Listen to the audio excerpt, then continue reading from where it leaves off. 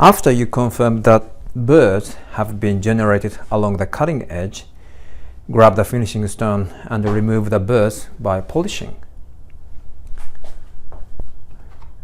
I'll quickly resurface the finishing stone with the 400 diamond.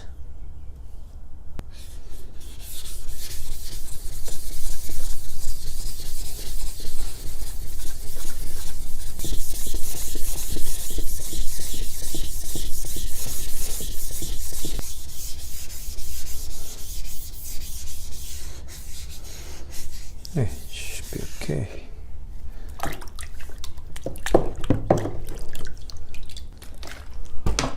Rub the surface with a dressing stone and generate some slurry.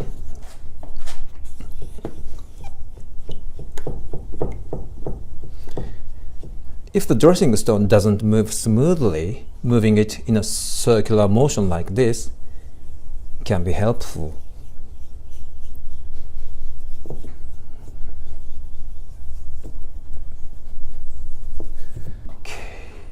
Now place the blade on the stone with a bevel side up and quickly polish the back first to get rid of the burrs curling up towards the back side.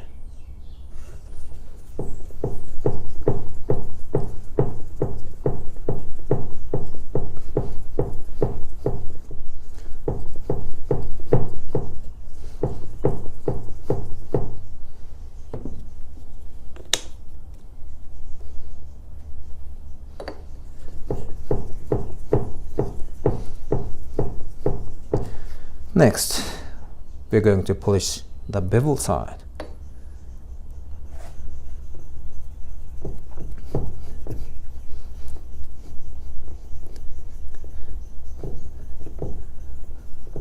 Oh, there's dark charcoal colored slurry right off the bat. This is a good sign since it means that the steel is being polished.